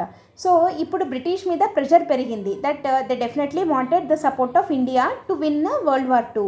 సో ఇప్పుడు ఇండియా తోటి నెగోషియేషన్స్, అంటే ఇండియన్ లీడర్స్ తోటి నెగోషియేషన్స్ మొదలుపెట్టారు. దాంట్లో భాగంగానే ఆగస్ట్ ఆఫర్ అని చెప్పి ఒకసారి జరిగింది. అది మనం రిఫ్యూజ్ చేయడంతో తర్వాత క్రిప్స్ మిషన్ అని చెప్పి సర్ స్టాఫోర్డ్ క్రిప్స్ అనే ఆయనని పంపించడం జరిగింది. ఆ క్రిప్స్ మిషన్ ఫెయిల్ అవ్వడంతో August Kranti movement, or we can call it as quit India movement అనేది మొదలైంది ఆన్ 8 ఆగస్ట్ 1942 అనమాట. ఈ క్రిప్స్ మిషన్ అనేది, ఈ స్టాఫోర్డ్ క్రిప్స్ ఎందుకు, ఈయన పెట్టిన ప్రపోజల్ ఎందుకు ఫెయిల్ అయింది అని అంటే, because they did not offer complete freedom. వాళ్ళు జస్ట్ డొమినియన్ స్టేటస్ ఇస్తాము ఇండియాకి అని అన్నారు, along with the partition. So Cripps మిషన్నే blueprint for India's partition అని చెప్పి కూడా పిలుస్తారు. సో వీళ్ళు ఇక్కడ కూడా అంటే 1942లో కూడా బ్రిటిషర్స్ ఇంకా కూడా మనకి డొమినియన్ స్టేటస్ ఇస్తాము అన్నారు. మనం ఈ డొమినియన్ స్టేటస్ని we refused it way back in 1935 20sలోనే మనము మాకు డొమినియన్ స్టేటస్ వద్దు, పూర్ణ స్వరాజే కావాలి అని మనము లాహోర్ సెషన్లోనే అడగడం జరిగిందనమాట. కానీ కూడా వాళ్ళు ఇంకా 1942లో కూడా ఇంకా వాళ్ళు కంప్లీట్ ఫ్రీడమ్, పూర్ణ స్వరాజ్ అన్న మాటే అనకుండా డొమినియన్ స్టేటస్లోనే ఉండడంతో we absolutely refused the క్రిప్స్ proposal. So కాబట్టి ఈ క్రిప్స్ ప్రపోజల్ని రెఫ్యూజ్ చేశాం కాబట్టే క్విట్ ఇండియా మూమెంట్ స్టార్ట్ అయిందనమాట. సో అప్పటికే యాంటీ బ్రిటిష్ సెంటిమెంట్ అనేది ఇండియన్స్లో విపరీతంగా పెరిగిపోయింది. సో ఇక్కడ ఏం జరిగింది అని అంటే, క్విట్ ఇండియా మూమెంట్లో మెయిన్ డిమాండ్స్ ఏమున్నాయి అని అంటే, ఇమీడియట్గా బ్రిటిష్ రూల్ ఎండ్ అయిపోవాలి అండ్ వాళ్ళు వరల్డ్ వార్కి మనం సపోర్ట్ చేయకూడదు. ఇది ఫ్యాసిజంకి అగెయిన్స్ట్గా వెళ్తున్నా కానీ మనం ఏమంటున్నామంటే, the demand was to end the British rule with immediate effect to get the cooperation of Indians in world war 2 against fascism. So వాళ్ళు అడుగుతున్నారు, కానీ మనం మాత్రము మాకు మీరు ఇండియా వదిలేసి వెళ్ళిపోవాలి, కంప్లీట్ ఫ్రీడమ్ కావాలి, అప్పుడైతే సపోర్ట్ చేస్తాము అన్నట్టు మనం చెప్తున్నాం. ఇక్కడ ఒక్కొక్క నేషనల్ లీడర్ యొక్క ఒపీనియన్ ఒకలాగా ఉందన్నమాట. అంటే మహాత్మా గాంధీ ఏమంటున్నారు అని అంటే, it is our duty to support them అన్నట్టు గాంధీ అంటున్నారు. నెహ్రూ ఏమంటున్నారు, ముందు వాళ్ళని మనకు ఒక ప్రామిస్ చేయమందాము, దట్ కంప్లీట్ ఫ్రీడమ్ ఇవ్వమని చెప్పి అప్పుడైతే మనం సపోర్ట్ చేద్దాము అని అంటున్నారు. ఇట్లా ఒక్కొక్క నేషనల్ లీడర్ది ఒక్కొక్క వ్యూ ఉంది. సో ఏదైనా కానీ మనమైతే క్విట్ ఇండియా మూమెంట్ అనేది స్టార్ట్ చేసేయడం జరిగిందనమాట. సో ఇది రకరకాల ఫేజెస్లో జరిగింది. ఫస్ట్ అర్బన్ రివోల్ట్గా మొదలైంది. ఫస్ట్ ఫేజ్ వచ్చేసి అంటే జస్ట్ ఊరికే స్ట్రైక్స్, డెమాన్స్ట్రేషన్స్ ఇవ్వడము ఇట్లాంటివి. అప్పుడు గాంధీని అరెస్ట్ చేసి అగాఖాన్ ప్యాలెస్లో పెట్టారు పూణేలో. ఇంకా ఆ తర్వాత ఇంపార్టెంట్ లీడర్స్ని అందరినీ అరెస్ట్ చేసేసి పెట్టేయడంతో కొంతమంది women leaders like women leaders, తర్వాత important leaders like Ram Manohar Lohia, ఇట్లాంటి వాళ్ళంతా ఈ క్విట్ ఇండియా మూమెంట్ని నడిపారనమాట. ఓకే, అండ్ తర్వాత సెకండ్ ఫేజ్లో వచ్చేసి కంట్రీ సైడ్కి షిఫ్ట్ అయింది. అంటే సిటీస్లోనే కాకుండా పల్లెల్లో కూడా ఈ మూమెంట్ అనేది స్ప్రెడ్ అవుతూ వచ్చింది. అంటే ఏం చేస్తూ ఉన్నారు అప్పుడు అంటే, టెలిగ్రాఫ్ లైన్స్ మీద అటాక్ చేయడము, రైల్వే ట్రాక్స్ని అటాక్ చేయడము, ఇట్లాంటి అంటే గవర్నమెంట్ బిల్డింగ్స్ మీద దాడులు చేయడము, ఇట్లాంటివంతా సెకండ్ ఫేజ్లో జరిగింది. Last phase is very important. ఏంటది అంటే, ప్యారలల్ గవర్నమెంట్స్ని రన్ చేయడం జరిగిందనమాట. అంటే బ్రిటిష్ గవర్నమెంట్ మాకొద్దు, మన ఓన్ గవర్నమెంట్, మనల్ని మనమే గవర్న్ చేసుకోగలము అని చెప్పి, లైక్ బల్లియా అని ఉత్తరప్రదేశ్లో, తమ్లుక్ సర్కార్ అని సతారాలో, ఇట్లా చిట్టూ పాండే అని చెప్పి బల్లియాలో వెరీ ఇంపార్టెంట్ లీడర్ ఆయన. సో వీళ్ళందరూ కలిసి ప్యారలల్గా గవర్నమెంట్స్నే రన్ చేసిన రోజులు అనమాట అవి. సో థర్డ్ ఫేజ్లో పీక్ స్టేజ్కి వెళ్ళింది క్విట్ ఇండియా అనేది. సో ఇది 1857 తర్వాత అతిపెద్ద రివోల్ట్గా మనము ఈ క్విట్ ఇండియా మూమెంట్ని చెప్పుకుంటాము. వేర్ అరౌండ్ 10,000 పీపుల్ ఈ క్విట్ ఇండియా మూమెంట్లో, దానికి రివర్స్లో వాళ్ళు జరిపిన దాడుల్లో చనిపోవడం జరిగిందనమాట. సో ఈ క్విట్ ఇండియా మూమెంట్ని కమెమరేట్ చేస్తూ మోడీ గారు పెట్టిన దానికి మనకు పిఐబిలో వచ్చింది. సో మనం దాని గురించి డిస్కస్ చేసుకున్నాం. Okay, let us move on to the next article. నెక్స్ట్ది వచ్చేసి పిఎం మిత్రా పార్క్స్ అని చెప్పి ఉంది. పిఎం మిత్ర అంటే MITRE అనేది ఒక యాక్రోనిమ్ అనమాట. అంటే PM mega integrated textile region and apparel parks. ఇది టెక్స్టైల్స్ని ఎంకరేజ్ చేయడం కోసం అని చెప్పి అంటే ఒక క్లస్టర్ లాగా ఏర్పాటు చేయడం జరిగింది పిఎం మిత్ర పార్క్స్ను. టోటల్గా 7 ఉన్నాయి. 7 పిఎం మిత్ర పార్క్స్ ఉన్నాయి. ఇవి గ్రీన్ ఫీల్డ్ ఉన్నాయి, కొన్ని బ్రౌన్ ఫీల్డ్ ఉన్నాయి. అంటే ఆల్రెడీ ఉన్న వాటిని డెవలప్ చేస్తే బ్రౌన్ ఫీల్డ్ అంటాం. కొత్తగా అక్కడే ఒక టెక్స్టైల్ క్లస్టర్ని ఏర్పాటు చేస్తారని గ్రీన్ ఫీల్డ్ అంటాం. టెక్స్టైల్నే కాదు, what ever it is, green field, airports ఇట్లా అంటూ ఉంటాం కదా. సో అట్లా వరల్డ్ క్లాస్ ఇన్ఫ్రాస్ట్రక్చర్ తోటి ప్లగ్ అండ్ ప్లే ఫెసిలిటీ, అంటే పోయి అక్కడ జస్ట్ దాన్ని యూజ్ చేసేసుకునేలాగా పిఎం మిత్ర పార్క్స్ని ఏర్పాటు చేయడం జరిగిందనమాట. వీటి టోటల్ అవుట్లే వచ్చేసి వీటికి 4445 crores. 7 years పాటు అప్ టు 27-28 వరకు ఈ పిఎం మిత్ర పార్క్స్ అక్కడ ఉంటాయి. ఎక్కడెక్కడ ఈ 7 sites ఫైనలైజ్ అయ్యాయి అని అంటే తమిళనాడులో విరుధనగర్ అనే చోట, తెలంగాణలోని వరంగల్లో, తర్వాత గుజరాత్లో నవ్సరి, కర్ణాటకలోని కాలాబురగి, తర్వాత మధ్యప్రదేశ్లోని ధార్, ఉత్తరప్రదేశ్లో లక్నో, మహారాష్ట్రలో అమరావతి. ఇక్కడ ఈ 7 చోట్ల పిఎం మిత్ర పార్క్స్ని డెవలప్ చేయడం జరుగుతుంది. సో ఒకసారి కనుక ఇవి కంప్లీట్ అయ్యాయి అని అంటే it can attract investment up to 10,000 crores అనమాట. దీనివల్ల లోకల్ ఎకానమీ అనేది డెవలప్ అవుతుంది. మన ఓన్ ప్రోడక్ట్స్, ఇందాక మనం చెప్పుకున్నాం కదా హ్యాండ్లూమ్స్ అని చెప్పి, అట్లాంటివి మన లోకల్ ప్రోడక్ట్స్ అనే వాటికి ఇంటర్నేషనల్ మార్కెట్స్ కానీ వస్తాయి. And local economy and textile ecosystem అనేది బూస్ట్ అవుతుందన్నమాట. సో ఇది ఒక స్పెషల్ పర్పస్ వెహికల్ కింద పిఎం మిత్ర అనే దాన్ని స్టార్ట్ చేయడం జరిగింది. It can B owned by central and state governments అనమాట. అండ్ పీపీపీ మోడ్లో కూడా దీన్ని ముందుకు తీసుకొని వెళ్ళొచ్చు. ఈచ్ మిత్ర పార్క్లో ఒక ఇంక్యుబేషన్ సెంటర్ ఉంటుంది, తర్వాత ఒక ప్రాసెసింగ్ హౌస్ ఉంటుంది, అండ్ ఎఫ్లూయెంట్ ట్రీట్మెంట్ పార్క్. ఈ టెక్స్టైల్స్ కదా ఇది, దీని నుంచి వచ్చే వేస్ట్ ఏదైతే ఉందో, ఎఫ్లూయెంట్స్ ఏవైతే ఉంటాయో వాటిని ట్రీట్ చేస్తారు. అక్కడే ట్రీట్మెంట్ ప్లాంట్ ఉంటుంది. అండ్ ఇంకా రిలేటెడ్ వీళ్ళకి కావాల్సిన ఫెసిలిటీస్, ఏమన్నా డిజైన్ సెంటర్స్ ఇట్లాంటివి ఏవైతే ఉంటాయో అవన్నీ ఒకటే చోట వన్ స్టాప్ సొల్యూషన్ లాగా ఈ పిఎం మిత్ర పార్క్స్లో ఇవన్నీ ఫెసిలిటీస్ని అంతా కల్పించడం జరిగిందనమాట. అట్లాంటివి టోటల్గా 7 చోట్ల ఫస్ట్ ఫైనలైజ్ చేయడం జరిగింది. ఆ 7 ఎక్కడ అనేది మనం ఇందాక చూడడం జరిగింది. ఓకేనా. సో టెక్స్టైల్ ప్రమోషన్ ఇట్లాంటివి ఏదైనా వచ్చినప్పుడు పిఎం మిత్ర పార్క్స్ అనే పాయింట్ని మీరు ఆన్సర్లో రాయొచ్చు. Okay, let us move on to the last one but not least, Paris Olympics 2024. ఇది ఇప్పుడు మోస్ట్ హ్యాపెనింగ్ కదా. సో ప్యారిస్ ఒలింపిక్స్ 2024 స్టార్ట్ అయింది July 26th ప్యారిస్లో, ఫ్రాన్స్ క్యాపిటల్, అక్కడ స్టార్ట్ అయింది. టోటల్గా 32 స్పోర్ట్స్, అంటే ఈవెంట్స్ చాలా ఉంటాయి ఒకటే స్పోర్ట్లో. మొత్తానికి స్పోర్ట్స్ అయితే 32 స్పోర్ట్స్ అనమాట. 32 స్పోర్ట్స్కి సంబంధించి అరౌండ్ 10,500 అథ్లెట్స్ ఈ ఒలింపిక్స్లో పార్టిసిపేట్ చేయడం జరిగింది from all over the world. And దీని మస్కట్ ఉంటుంది కదా, ఒక సింబల్ లాగా, అదేంటి అని అంటే ఫ్రైగే అని అంటామన్నమాట. ఫ్రైగే అనేది ఏంటి అని అంటే, ఫ్రాన్స్ అనగానే మనకి ఏం గుర్తొస్తుంది, లిబర్టీ అని అంటాం కదా. ఫ్రాన్స్ అంటేనే లిబర్టీకి గుర్తు. సో మనము ఈవెన్ మన ప్రియాంబుల్లో ఉన్న Liberty of thought, expression, faith and belief అంటాం కదా, ఆ లిబర్టీ అనే దాన్ని కూడా మనము ఫ్రాన్స్ నుంచే తీసుకోవడం జరిగింది.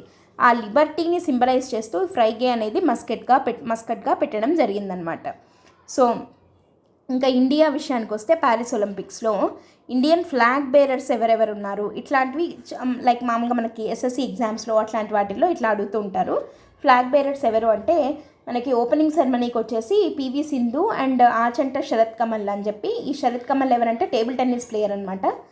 సింధు మనకు తెలిసిందైతే టూ ఒలింపిక్ మెడల్స్ ఉన్నాయి, ఒక సిల్వర్ ఒక బ్రాంజ్. 16లో సిల్వర్ వచ్చింది, తర్వాత 2020 ఒలింపిక్స్లో బ్రాంజ్ వచ్చింది. సో తను and senior most table tennis player అనమాట. ఈయనకి 7 కామన్వెల్త్ గోల్డ్ మెడల్స్ వచ్చాయన్నమాట. అండ్ 4 ఒలింపిక్ గేమ్స్కి ఈయన అపియర్ అవ్వడం జరిగింది. ఆచంట శరత్ కమల్ తెలుగు అతను. సో వీళ్ళిద్దరూ ఓపెనింగ్ సెరమనీకి ఫ్లాగ్ బేరర్స్గా ఉన్నారు. అండ్ తర్వాత టోటల్గా ఇండియన్ కంటింజెంట్ ఎంత అంటే, మొత్తం ఇండియా నుంచి వెళ్ళింది 117 అథ్లెట్స్ అనమాట. అండ్ ఇది ఏమంటారు, క్లోజింగ్ సెరమనీకి ఎవరు ఫ్లాగ్ బేరర్స్గా ఉంటారు అని అంటే, పిఆర్ శ్రీజేష్ ఉన్నారు కదా, మన Indian hockey team great wall of India అంటారు ఇతన్ని. ఇండియన్ హాకీ టీమ్ యొక్క goalkeeper PR Sreejesh is the flag bearer for closing ceremony. యాక్చువల్గా ఫస్ట్ మను బాకర్ అన్నారు, కానీ Manu Bhaker she return to India. So PR Sreejesh flag బేరర్గా ఉండబోతున్నారు క్లోజింగ్ సెరమనీకి. ఓకే, సో ప్రస్తుతము ఇండియాకి ఎన్ని మెడల్స్ వచ్చాయి అని అంటే, టోటల్ 6 మెడల్స్ ఉన్నాయి, 1 silver and 5 bronze medals. India is in 69th పొజిషన్లో ఇండియా ఉందన్నమాట. ఎవరెవరికి మెడల్స్ వచ్చాయి అంటే, మను బకర్కి బ్రాంజ్ మెడల్ వచ్చింది, 10 మీటర్స్ ఎయిర్ పిస్టల్లో ఉమెన్ కేటగిరీలో. అండ్ మను బకర్కే మళ్ళీ టీమ్ ఈవెంట్ కింద మను బకర్కి సరబ్జోత్ సింగ్ వీళ్ళిద్దరికీ కలిపి 10 metre air pistol mixed team కింద మళ్ళీ బ్రాంజ్ మెడలే రావడం జరిగింది. సో ఈమెకే 2 మెడల్స్ వచ్చాయి, 2 బ్రాంజ్ మెడల్సే, 2 10 మీటర్ ఎయిర్ పిస్టల్లోనే, కాకపోతే ఒకటి టీమ్ ఈవెంట్, ఇంకోటి ఇండివిజువల్ ఈవెంట్. మూడోది వచ్చేసి మళ్ళీ అగైన్ షూటింగే, స్వప్నిల్ కుషాలే. సో ఇతనికి బ్రాంజ్ మెడల్ వచ్చింది. 50 మీటర్స్ రైఫిల్ 3 పొజిషన్స్లో షూట్ చేయాల్సి ఉంటుందన్నమాట. సో ఆ కేటగిరీలో 50 మీటర్స్ దాంట్లో మెన్ దాంట్లో స్వప్నిల్ కుషాలేకి బ్రాంజ్ వచ్చింది. దాని తర్వాత హాకీ టీమ్కి బ్రాంజ్ మెడల్ వచ్చింది ఫీల్డ్ హాకీలో. తర్వాత నీరజ్ చోప్రా మనకందరికీ తెలుసు, ఇండియాస్ మోస్ట్ ఫేవరెట్. పోయినసారి టోక్యోలో గోల్డ్ మెడల్ వచ్చింది కదా జావ్లిన్ త్రోలో, తనకి ఈసారి సిల్వర్ మెడల్ వచ్చింది. అండ్ ఇదే జావ్లిన్ త్రోలోనే కొత్త ఒలింపిక్ రికార్డ్ని సృష్టించిన అర్షద్ నదీం పాకిస్తాన్ అతను, తనకి గోల్డ్ మెడల్ వచ్చింది. జావ్లిన్ త్రోలో నీరజ్ చోప్రాకి సిల్వర్ మెడల్ వచ్చింది. అండ్ నిన్న లేటెస్ట్గా అమన్ సెహ్రావత్ అనే అతనికి ఫ్రీ స్టైల్ రెజ్లర్ అనమాట. ఈ అమన్ సెహ్రావత్ 57 kgs వెయిట్ కేటగిరీలో బ్రాంజ్ మెడల్ రావడం జరిగింది. అండ్ ఈ అమన్ సెహ్రావత్ స్పెషాలిటీ ఏంటి ఇక్కడ అంటే, is the youngest Indian to win individual medal. PV Sindhu ఉన్నింది, బట్ తనకన్నా కూడా యంగర్ అనమాట ఇతను. So he is the youngest Indian till now to win individual medal in Olympics అనమాట. అమన్ సెహ్రావత్ బ్రాంజ్ మెడల్ వచ్చింది. సో ఇవి ఇండియా ఇన్ పారిస్ ఒలింపిక్స్ 2024. ప్రస్తుతం మనము 6 మెడల్స్, ఒక సిల్వర్ 5 బ్రాంజ్ మెడల్స్ తోటి 69th పొజిషన్లో ఇండియా అనేది ఉందన్నమాట. సో ఇది దీనికి సంబంధించింది. And target Olympic podium scheme అని చెప్పి టాప్ స్కీమ్ అని ఉంది. దాని కింద వీళ్ళనందరినీ వీళ్ళకి కావాల్సిన ఇన్ఫ్రాస్ట్రక్చర్ని అన్నిటినీ ప్రొవైడ్ చేసి వీళ్ళని ట్రైన్ చేయడం జరిగిందనమాట. ఓకే, సో ఇవి August 1st నుంచి 10th వరకు PIBలో వచ్చిన important articles. That's it for today. Thanks for listening. All the best. By.